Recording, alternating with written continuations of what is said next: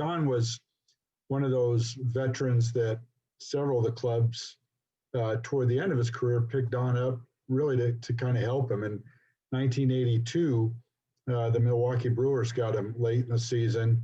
We ended up picking up Tommy John with the Angels, and the Brewers had Don. The Angels were up 2-0 in the best-of-5 series in Milwaukee, and Don threw a gem on that Friday afternoon, and we lost the next two games, had a 2-0 lead and lost 3 games, and in part was Don Sutton. And then I had the good fortune of, as I said, working with him, and the friend that he became, not just the athlete, and I think you and I have talked about that before, David, is very, very intelligent, articulate, educated. Don cared about the little people as much as his teammates and celebrities.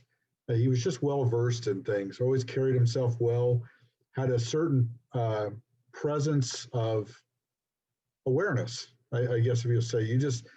You wanted to be around Don for his conversation, and he was a competitor. And you look at durability, you look at consistency. He took it out there, didn't miss a start, wasn't on the disabled list. I've often heard people talk about numbers and length of career. Well, you should run up numbers when you pitch that long, as if you play this game with a charity or a roster spot that's given to you. You earn a roster spot.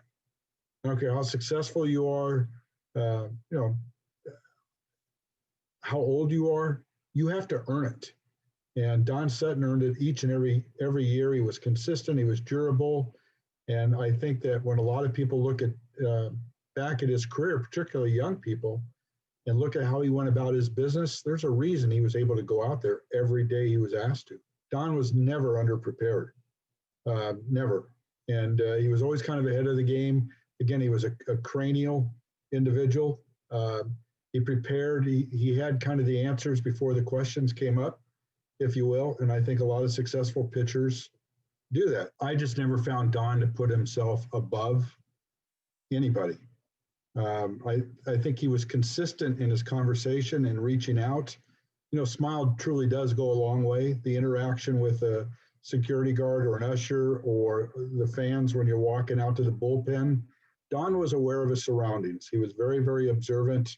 He knew what people needed or were looking for, if you will. And I think that's important. And oftentimes people of that accomplishment or stature, they run out of time in the day for everything that people want from them.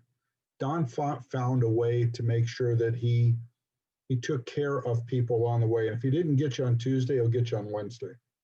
And I think that's all that you can really ask for, is that I see David and I don't look beyond David. I see the person that's standing there in front of me. I may not have 45 minutes or something, but I acknowledge you as a person. And I think that that's always important, regardless of who you are. I think Don mastered, and I've said this about a couple of people because I think that leads to greatness. They master 24 hours, not just their craft or their skill set, but they control the clock and they make the most of the time they're given. And it's a tough thing to do. And he did it over the course of a career, a lengthy career. And I think he did it off the field as well. And he managed every aspect of his life with a good balance. He was successful at pretty much everything he touched or desired to do.